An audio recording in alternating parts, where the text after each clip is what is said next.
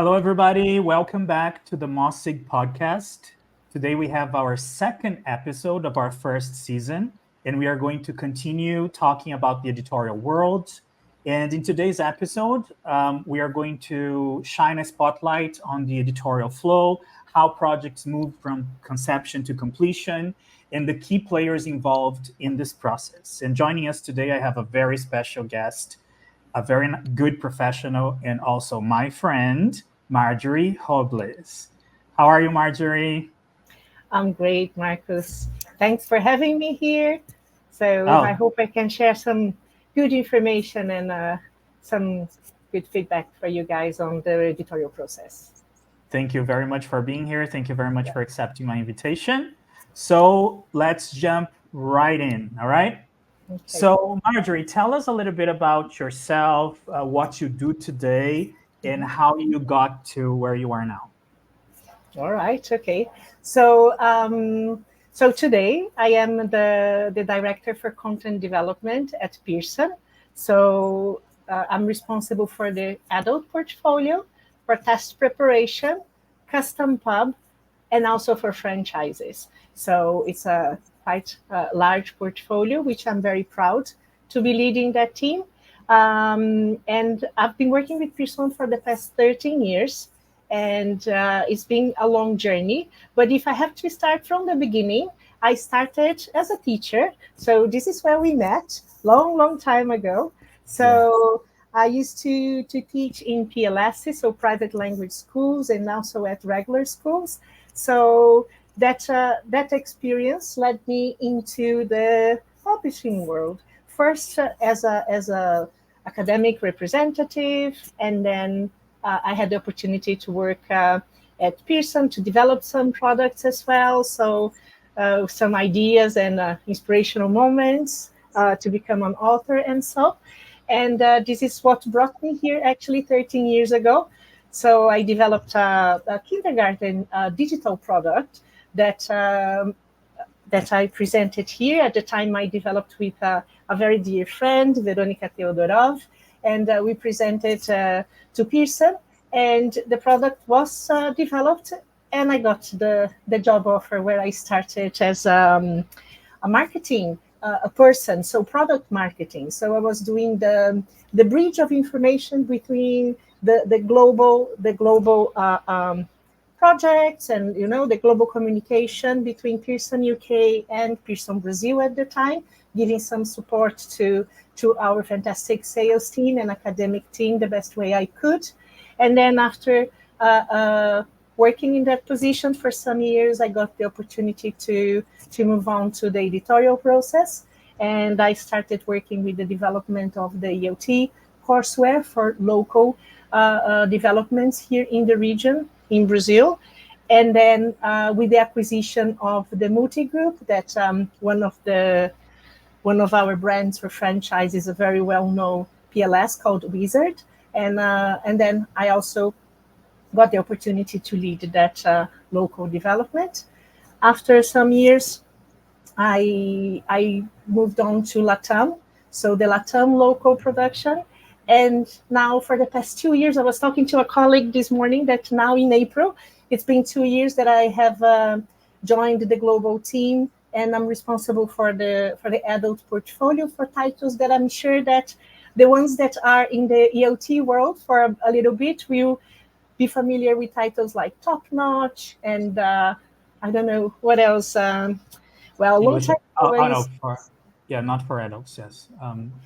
Yeah, yes, top notch is exactly. nice. Business English too, like market leader. Business English is too as well. Now we are working with business partner. We are enhancing the digital experience for Mm, this business partner, but we still have market leader as one of the best sellers because this is like a product we actually love, right? So it's been yeah. around for such a long time. So it's really an honor to be involved in these productions or products like Speak Out.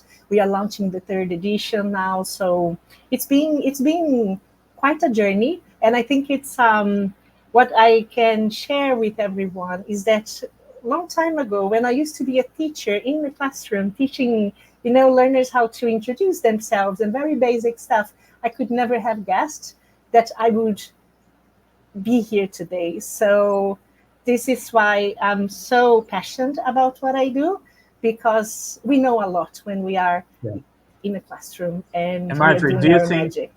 do you think that your baggage as a teacher helps you in your job today? Do you think it's Oh, valuable? It's a valuable baggage. definitely. Definitely. I'm not going to be modest now. I don't know if I ever am. You know me better, You you don't tell have me. to be. I think this is it's one of my differentials even today, because just being able to look at a series or a proposal or an idea and identifying whether it works or if it would work in the classroom or not, it's a kind of skill that not all of my colleagues have, and that's that feeling of understanding the struggle of teachers and why they love products that offer so many additional activities and extra support, because we know that we run from one class to the other and it's not easy to prepare this kind of material. So even though it's been a while, a long time that I haven't taught, but but life, it continues the same. Learners are more or less Yeah. the same, even though with all the digital changes. Yeah. I So agree with yes. you, and everybody I talk to says the same thing, like how important this path as a teacher is, right, Oh, yeah. for this job, for the project department. And Marjorie, tell us a little bit about the typical editorial process that you usually follow for a project. Okay. Um, well, I'm going to share a little bit of how it used to be and the transition we are working on, because you guys are all familiar with the use of AI. AI is available for everyone, and Yeah. I think there are some very important challenges that we have been facing, and we are all familiar with that. That is paper being replaced by digital and all that. And when we work at a publishing company or an educational company, of course, this is a very important topic in all of our meetings. So um, the, the the first thing that we need to have in mind with any kind of product is our customer.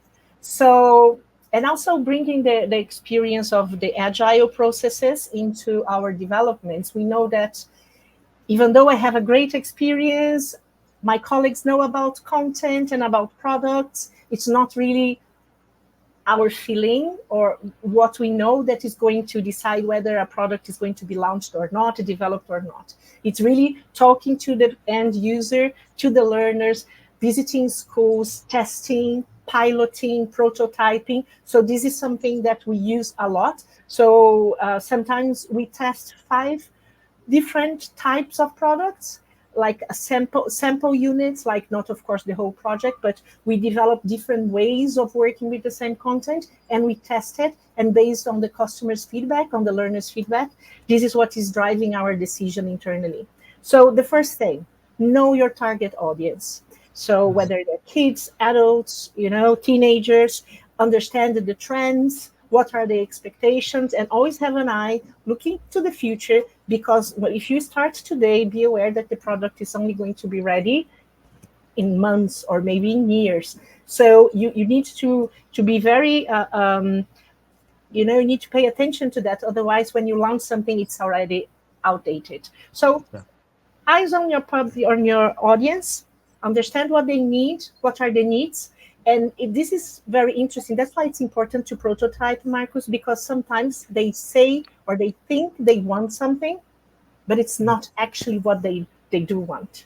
So when they say like, oh, I want digital experience or I want AI, but if it's but they have something in their minds, and if you don't deliver exactly what they are expecting, they get frustrated. So that's why testing and prototyping is very important. So know your target audience, understand what they want, small prototype it, fast prototype it, check what they approve or not. And then once you have done all this cycle and you know And exactly Marjorie, what they want, how then how you long start does developing. how long does this prototyping project takes usually? How long does it take? It, it depends, but usually around 3 months Okay. tops. Hmm. From ideation, conception to collecting the results. So it's not a long time, especially because you are not developing something like that's not a full build. It's just a prototype. So just testing, the navigation, if it's digital, or the design and the flow of the lesson, if it's print, whatever kind of product. So it's a very fast prototype and it works. And then we start developing. And then for the developing, we used to start on print until a couple of years ago here at Pearson. That was the way we started with the manuscripts and all the scope and sequence and the alignment. You can use different tools. Overall market use the Common European Framework as referencing for the progression of the levels. Here at Pearson, we have our own tool called Global Scale of English. That's a little bit more granular, but it's for the same purpose. And then after you have the scope and sequence and the target language you want to work with, and then you can start briefing authors that can be in-house or external authors. We work with a huge catalog of vendors that support us with that, and people we trust that will be able to deliver the best manuscript so that we can start the editing and all that. But if I have a minute just to explain what is the transition we are making now, Marcos, it's because really with the use of AI in everything we do. So I'm not talking about customer-facing AI. I'm talking about AI for improving, speeding, improving quality, on the back end on what we do. So video creation, text generation, and editing, all those stages. I think it's important that you talk about that because I know that AI has been a controversial topic among people today, among editors, among authors. They think that AI will replace people, that publishers won't need authors anymore, won't need editors. And I think it's not like that. I see AI more as an ally than an enemy.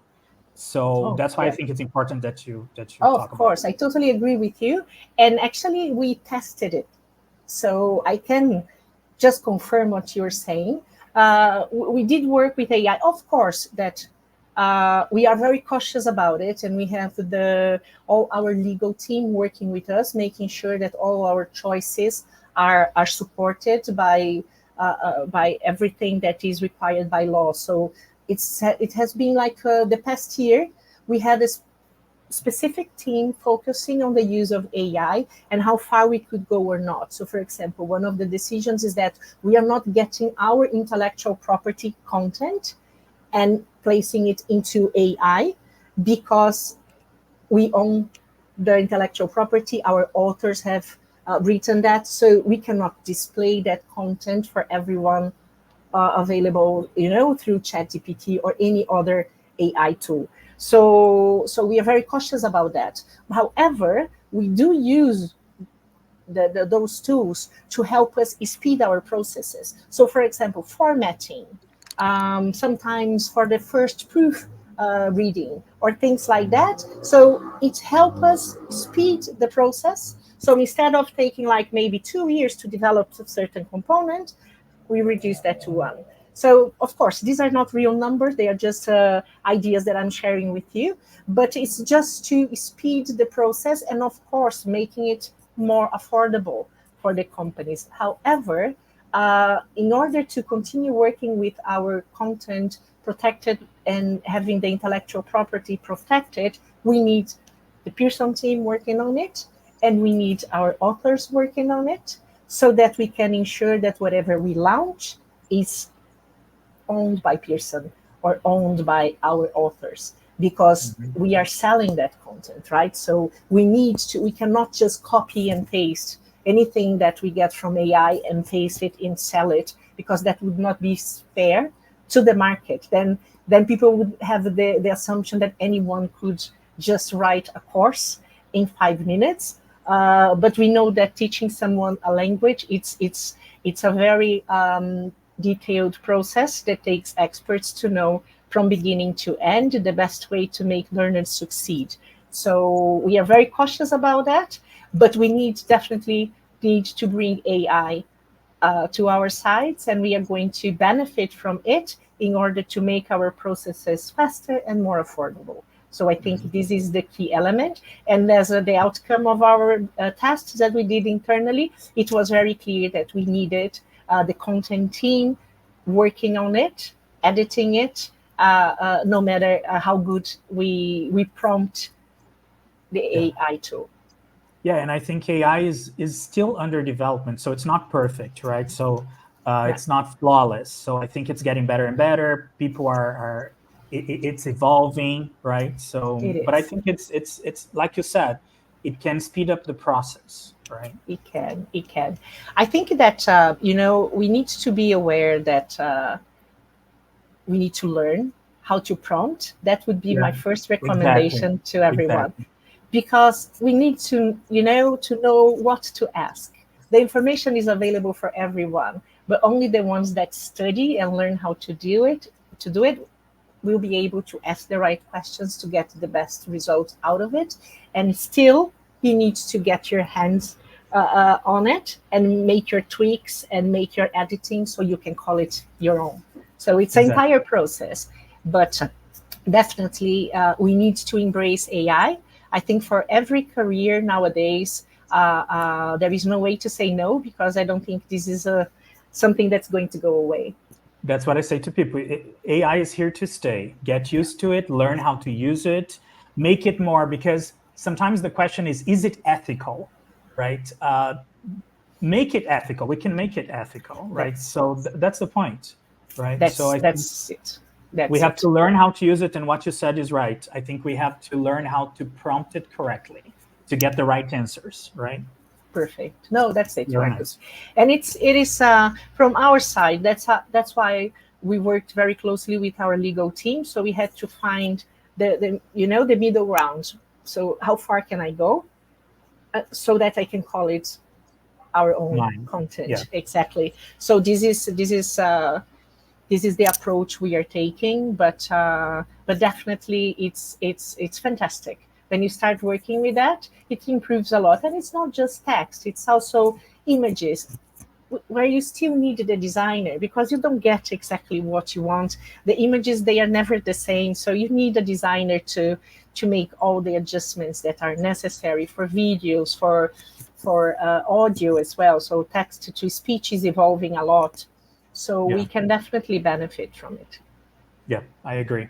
And Marjorie, tell us a little bit about the people involved in the editorial process. So we have authors, we have editors. Who else do we have involved in this process? Yeah. So we have authors, as you said. We have the editors. The content editors are the ones that are working directly with the authors. And then we have the copy editors that are the ones that are assisting. So they come a little bit later in the process, and they are giving all the assistance to the editors that have their hands on the project with a more holistic view of the project. We can never forget the digital team. Currently, we are working with the digital and print in tandem here at Pearson. So as I said, we no longer start just with a Word manuscript. We start with authoring tools. They are online. So the whole process, as soon as we start developing the core of the content, this is where we focus, and then we decide how the learner is going to use or study with our content. It can be online, or it can be through print. So we are just working the other way around, because we used to start with print, and then we needed to build everything on digital. But what we figured is that if we start already in digital, it's much easier to export into other ways. So it's going to depend on the learner how they want to use our content, whether online or print. So the key roles in the process, they are the same. What we are doing with the editors, and of course we have the manager, the project manager. Cannot forget about project managers, right? Because the editors, we work with the creative concept of the product, we can be so distracted, and then we need a project manager just to get us where we need to be. Say, oh, fantastic, your idea, but this is your delivery date. This is what you have to do today or tomorrow. They are the one accompanying us throughout the process, no matter which type of project we use, if it's a waterfall or if it's agile, the agile approach. The importance of having a project manager is really tremendous. And of course, we have proofreaders, we have quality reviews that we like them a lot. That's really cross referencing all the different components together, so that we make sure that whatever instruction you get in the teacher's book, it's corresponding to exact information in the student's book, in the workbook, in the audios, and all that. So we are keeping all those positions. So from the author to the quality check to the code proofreaders that are the ones that take, that they have that final reading of the product. So sometimes we like to call someone that has never read a single page of the project.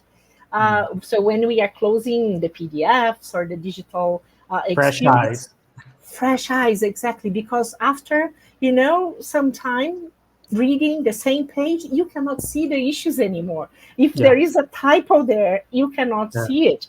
So sometimes there is a section missing and you don't see it, right? It's unbelievable, isn't it? It's unbelievable, so, yes, and people feel very disappointed, but we know this is part of what we do, and it's normal. So that's why that final stage, we find it very important, the code proofreader, so that we make sure that whatever we missed, that professional is going to spot.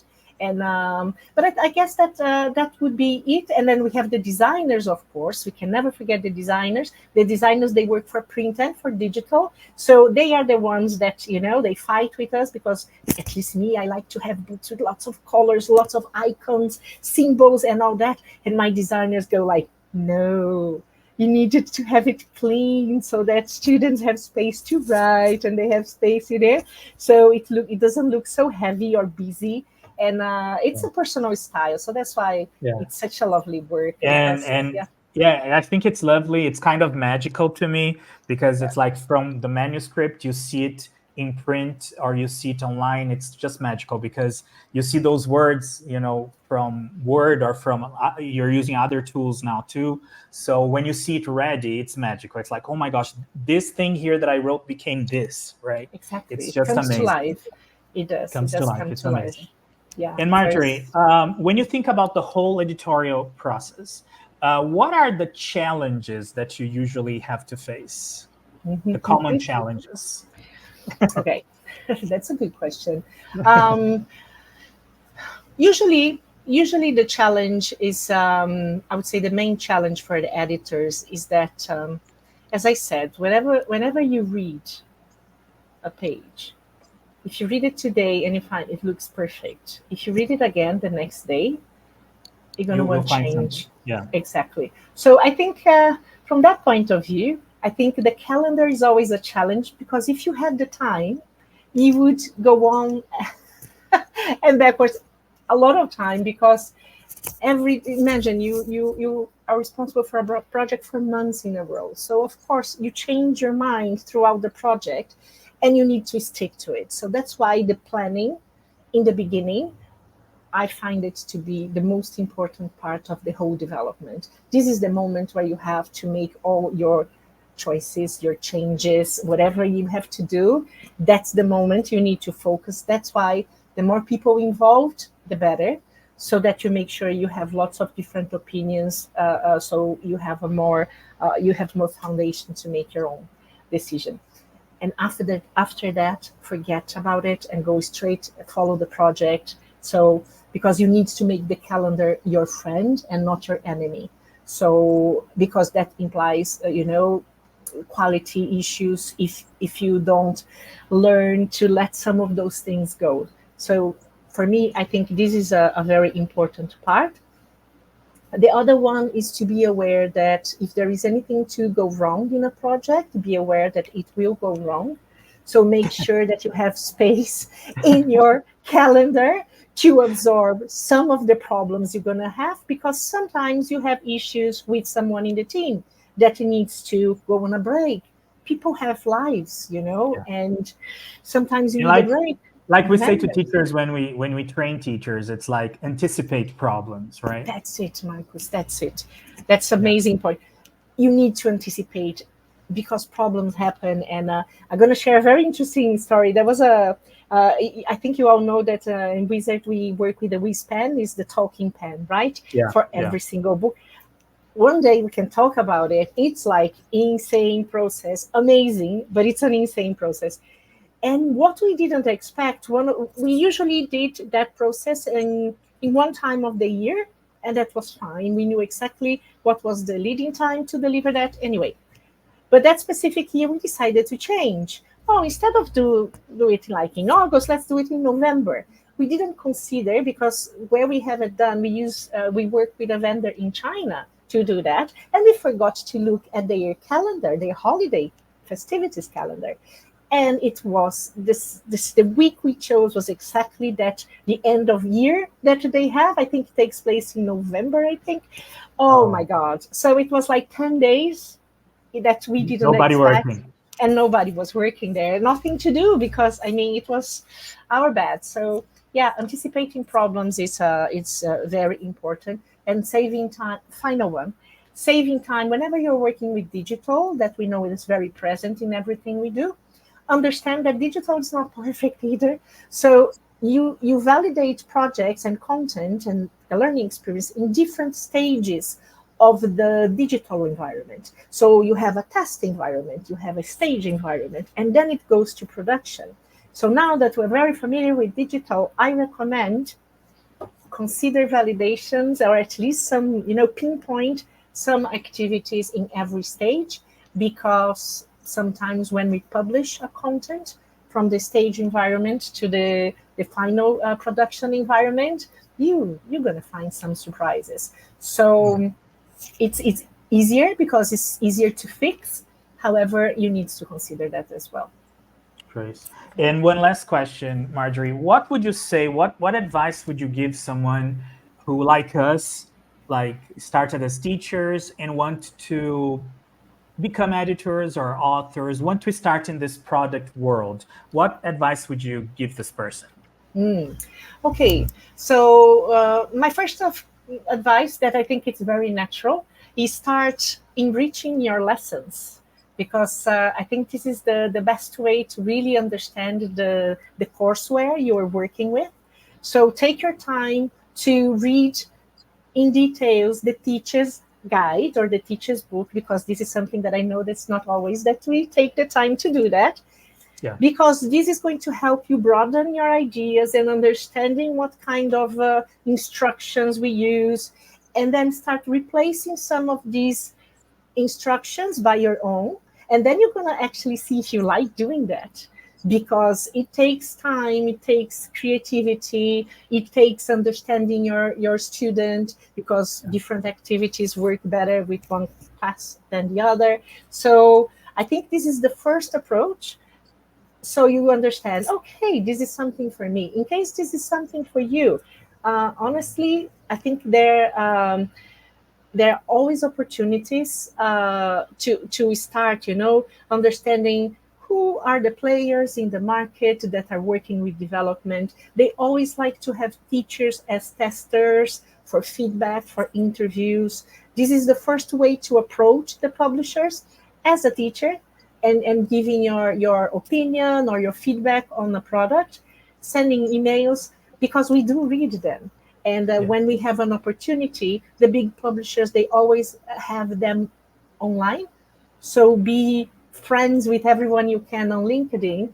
And whatever chance you get, try, because there's going to be an opportunity, or through someone that works at a publisher. You usually, like sales representatives that visit schools, they are always looking for candidates for attending special events, for attending interviews. So I think that would be the second way. But the first is try using in your own classes on a regular basis and see if this is something for you, because it's fun. I'm smiling here, but it's a lot of hard work. Yeah. And I'm really glad you said that, but because at the materials writing special interest group, we always say that materials writing start in the classroom, right? So the teacher starts developing, like you start developing your own material, you change an activity here, you tweak an activity there. So you are doing your own material writing in the classroom for yourself. And that's how it all starts. Exactly. And if you realize it's everything I was talking about, you need to learn your final customer. Well, you have different groups, you have different needs. So you need to think about what they want, you are testing it, and then you are making it, you are altering it, you are editing it because it's never nice at first. You are thinking about layout, you are checking if it's digital or print. So it's like a mini editorial process that you are doing on your own. So I think this is the best way to start, honestly. Yeah, I agree with you. Marjorie, thank you so much for being here. Thank you so much for sharing your knowledge with everybody. I learned a lot about the editorial process from you. And I just urge people to watch our next episodes too. So the first season will have 4 episodes. So there are 2 more episodes coming up, and we are going to talk about the editorial world as well. So Marjorie, thank you so much for sharing your knowledge with us. I really appreciate it. My pleasure, Marcus. Thanks for inviting me. And Thank have you a good guys. Bye bye. See you next time. bye.